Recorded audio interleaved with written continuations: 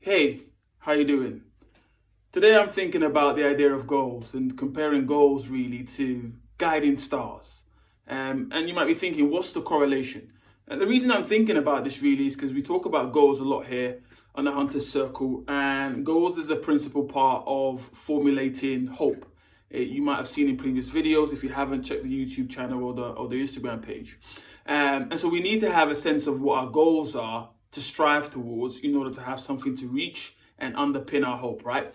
But, for a lot of us, goals can become, rather than some kind of milestone that helps us to realize how much we're progressing, it can become a badge of dishonor. It can become a reminder of failures, a reminder of inadequacies, and how much you're underperforming and you're not achieving in life, right? And goals can become the thing we focus upon, and that can sometimes not be healthy. And so where does guiding stars fall into this? I like to think of guiding stars as the higher level, the overarching drive or mission or purpose or desire for our life, right? Our lives. And then the goals can, for me, become the milestones in between that we kind of reach towards, but it's not the be all and end all because we have these guiding stars. And the guiding stars are really your values, your questions around how you really want to live.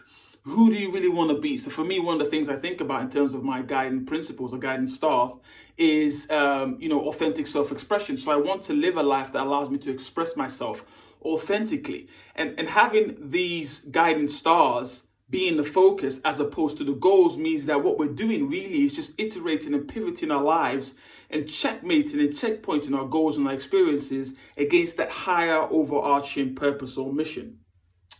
And so, if there are goals that we're trying to achieve, we set them in alignment to that higher level mission or that higher level guiding star. And, if we miss it, that's okay because we're reaching in the direction of our guiding stars, right? Our guiding principles. And so we can take solace, we can gain courage from the fact that we're at least living on purpose. We're at least living intentionally, and we're at least living the way we want to live. And so that's the question for you today. Are you really being driven primarily by your goals, or are you focusing more, or can you focus more on your guiding stars, your overarching principles, the overarching questions as to how you want to live as an individual? And here at the Hunter Circle, we focus obviously on the three core areas: energy, work, and love. Energy being the fundamentals, our health, our vitality, our capacity to move, to sleep well, to eat well. Like, who am I in that dynamic? What are my guiding principles, my guiding star in that way? And around work, right? So what's my guiding star in that regard? Is it creativity? I want to live a life or do work that has a lot of creativity in it. And then that allows you to set goals that come underneath that. And then the last thing obviously is love. So how do I want to live when it comes to my relationships and the people around me? How do I want to serve? And what are my guiding principles around that, based on also my identity? And that means that, you're always walking on purpose. You're always moving in alignment with mission.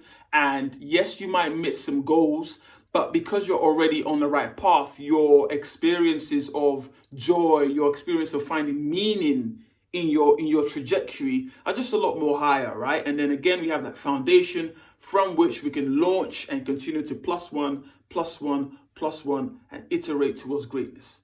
Just my idea for the day. It's hunting season. Let's get it.